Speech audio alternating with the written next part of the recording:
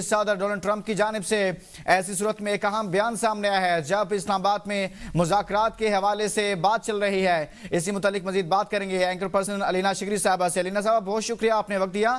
سب سے پہلے تو امریکی صدر ہر روز ہر لمحہ ایک نیا بیان دیتے ہیں. ابھی ان کی جانب سے بیان آیا ہے جس میں وہ کہہ رہے ہیں اگر ایران کے ساتھ مذاکرات میں قابل ذکر پیش رفت ہوتی ہے تو وہ ایرانی قیادت کے اعلیٰ نمائندوں سے ملاقات کے لیے بھی تیار ہیں, مل سکتے ہیں, ملاقات ہو سکتی ہے.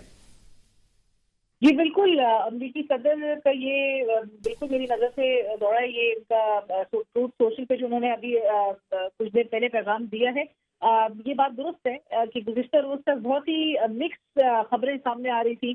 وائٹ ہاؤس کی جانب سے یہ کلیم کیا جا رہا تھا کہ جیری وانس جو ہے وہ آئیں گے. اس کے بعد پھر امریکی صدر نے یہ اس کی تردید کر دی کہ جیری وانس اس قیادت کا حصہ نہیں ہوں گے. اس کے بعد پھر آپ نے یہ بھی دیکھا کہ ساتھ ساتھ جو انٹرنیشنل پبلیکیشنز ہیں اس میں یہ بتایا جا رہا تھا کہ جو اسٹیو وٹکاف اور جیرڈ کشنر ہیں وہ دونوں آیا کہ اس ڈیلیگیشن میں شامل ہوں گے.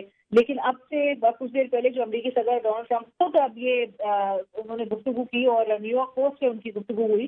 آپ کو پتہ ہے نیو یارک پوسٹ کے رپورٹر سے وہ ڈائریکٹلی کانورسیشنز کر رہے ہیں. گزشتہ ہفتے سے ہی وہ ان کے رپورٹر جو اس وقت اسلام آباد میں بھی موجود ہیں ان کو بھی وہ یہ ایڈوائز کر رہے تھے کہ وہ اسلام آباد میں موجود رہیں اور اگلے دور کے بھی حوالے سے. اور اس میں امریکی صدر بہت زیادہ امید سے بھی نظر آتے ہیں, بہت زیادہ ہوپ فل نظر آتے ہیں, آپٹمسٹک ہیں کہ اس میں جلد از جلد کوئی راستہ جو ہے وہ نکل آئے گا. اگرچہ ان کے اسٹیٹمنٹ سے آپ کو یہ بھی ظاہر ہوتا ہے کہ ایرانی قیادت پہ جو ہے وہ مسلسل ایک دباؤ بھی بڑھایا جا رہا ہے.